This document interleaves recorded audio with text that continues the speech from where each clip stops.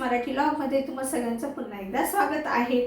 जर तुम्ही मिशो रिसेलर असाल तर हा व्हिडिओ शेवटपर्यंत बघा, कारण मिशोवरती काही प्रोडक्ट्स असे आहेत की जे विकल्यानंतर तुमचा लॉस होऊ शकतो आणि त्यामुळे तुम्हाला मार्जिनही कमिशन काय जे आहे ते मिळणार नाही। तर बघा, number 1 low rating clause. Low rating clause म्हणजे काय?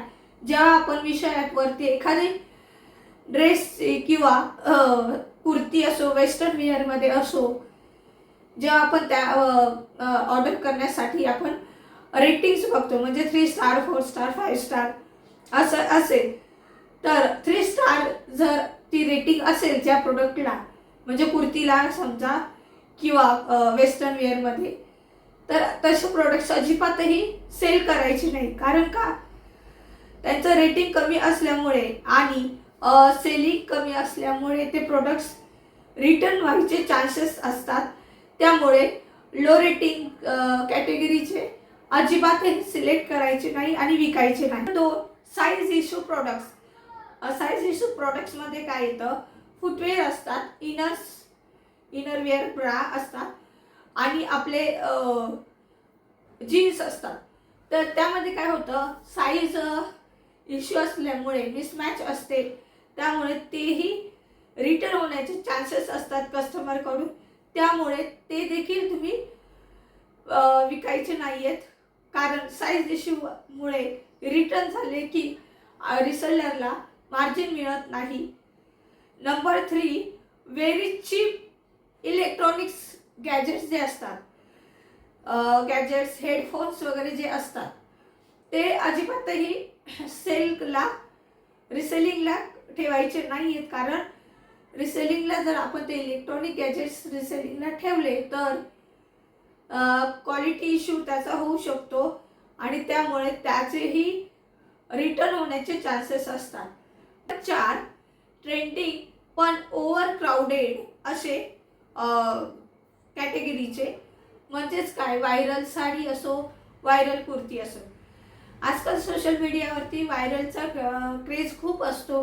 मग काय होतं, आपण एखादी व्हायरल साडी बघितली किंवा एखादा व्हायरल कुर्ता बघितला की आपण लगेच मिशोवरती जाऊन तो घेण्याचा प्रयत्न करतो। तर अजिबातही असं करायचं नाही आहे, कारण तिथे क्वालिटी इश्यू येऊ शकतो। आणि आहे हाय रिटर्न कॅटेगरी प्रोडक्ट्स। आता यामध्ये येतं रजाईल आयटम्स आणि मेकअप प्रोडक्ट्स। रजाईल आयटम्स म्हणजे काय? नाजूक ज्या वस्तू, फुटणाऱ्या तुटणाऱ्या वस्तू असतात त्या, आणि मेकअप प्रोडक्ट्स जे आपण यूज करतो कॉस्मेटिकचे सगळे ते। कारण का?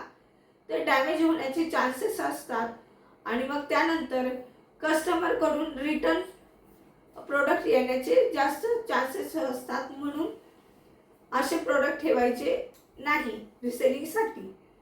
मग आता तुम्ही म्हणाल विकायचं काय?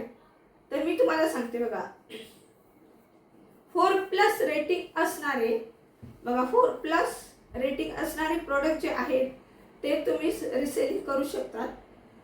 आणि क्लिअर डिस्क्रिप्शन असेल ज्याचं, ते तुम्ही करू शकता।